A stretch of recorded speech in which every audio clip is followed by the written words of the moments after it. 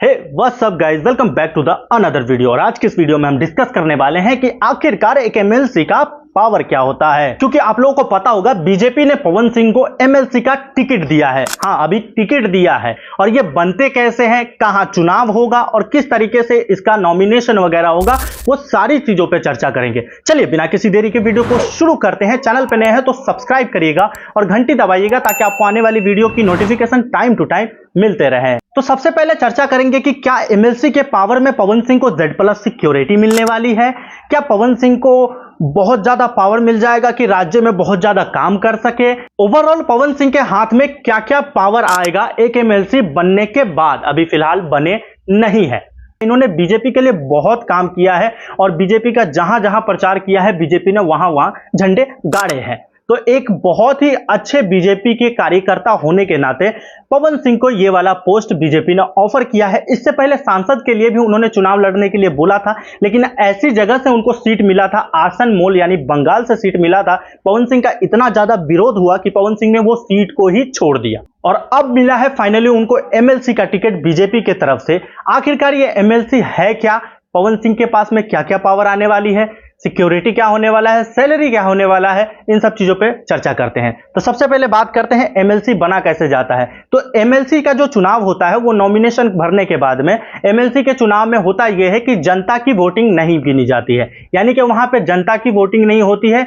ये एमएलसी जो बनाया जाएगा वो विधायकों के वोट से बनाया जाएगा, यानी कि जितना ज्यादा विधायकों का समर्थन पवन सिंह को मिलेगा उतना ज्यादा पवन सिंह के चांसेस है कि वो एमएलसी बन जाए। और जिस हिसाब से पवन सिंह ने बीजेपी के लिए काम किया है और उनके एक बहुत ही अच्छे कार्यकर्ता के तौर पे उन्होंने काम किया है, एक स्टार प्रचारक रहे हैं बीजेपी के, तो चांसेस है कि पवन सिंह एमएलसी बन जाए। लेकिन एमएलसी बनने के बाद उनका काम क्या होगा और उनके पास पावर क्या क्या होगी। एक एमएलसी का काम होता है, कभी भी विधानसभा में कोई भी नया बिल आता है तो उस बिल को देखना, ऊपर चर्चा करेंगे, उस पर विचार करेंगे और उसमें कुछ अपने सुझाव दे सकते हैं। और दूसरा काम यह होता है कि जनता की आवाज को उठाना, जनता की जो मांग है उसको उठाना और उसको विधानसभा तक लेकर जाना और वहां पर भी जाकर इन सब चीजों के बारे में चर्चा करना। और तीसरा काम होता है मंत्रियों से सवाल करके सरकार के कामकाज पे नजर रखना, यानी कि कुछ खास बड़ी पावर नहीं होती है, वो कुछ बदलाव नहीं करवा सकते हैं अपनी मर्जी के हिसाब से, बस वो सुझाव दे सकते हैं और ये सारी चीजें कर सकते हैं। तो ये तो थी पावर्स। क्या पवन सिंह को कुछ खास बेनिफिट मिलने वाला है? तो आपको बता दूं कि अभी आप लोगों को पता होगा कि हमारे विधायकों के लिए जो घर बनवाए गए थे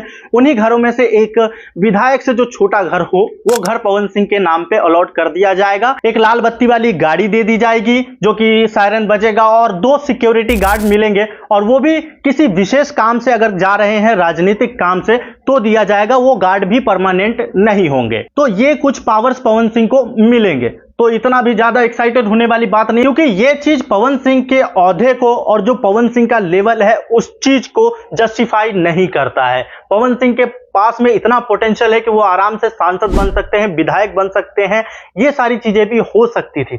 लेकिन पवन सिंह को कुछ खास उतना बड़ा पोस्ट मिला नहीं है, तो इतना ज्यादा खुश होने की जरूरत नहीं है। मैं आपको सिंपल भाषा में बताऊं तो हमारे देश में जो मंत्रालय होते हैं, जितने भी मंत्रालय होते हैं, उनमें से सबसे पीछे जो मंत्रालय आता है वो मंत्रालय उनको मिला है, यानी कि एमएलसी का काम उनको मिला है। हमारे देश में सबसे बड़ा जो पोस्ट होता है वो होता है प्रधानमंत्री का, फिर मुख्यमंत्री का, फिर केंद्रीय मंत्री का, फिर राज्य मंत्री का और लोकसभा का, फिर विधायक का। और विधायक से भी सबसे नीचे आते हैं एमएलसी, यानी कि एमएलसी का पावर एक विधायक से भी कम होता है।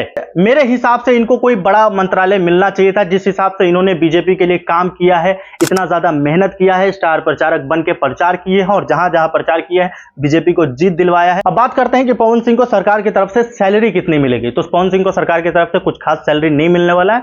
40,000 रुपए अराउंड इनका सैलरी फिक्स हो जाएगा जीतने के बाद, अगर ये जीत जाते हैं तो ज्यादा खुश होने वाली बात नहीं है। कुछ खास बड़ा पोस्ट है नहीं, पवन सिंह इससे ज्यादा के हकदार हैं। उनके लेवल को ये एमएलसी का जो सीट है वो जस्टिफाई नहीं कर पाता है।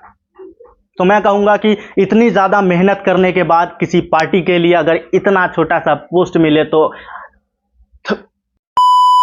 वैसे एक तरफ खुशी भी है और थोड़ा बहुत दुख भी है कि पवन सिंह इससे ज्यादा के हकदार हैं, जो कि उनको मिलना चाहिए था। लेकिन मैं आप सभी को यही कहूंगा कि हो सकता है कि एमएलसी से शुरुआत किए हो और आने वाले टाइम में सांसद या विधायक भी बनने का मौका उनको मिल जाए।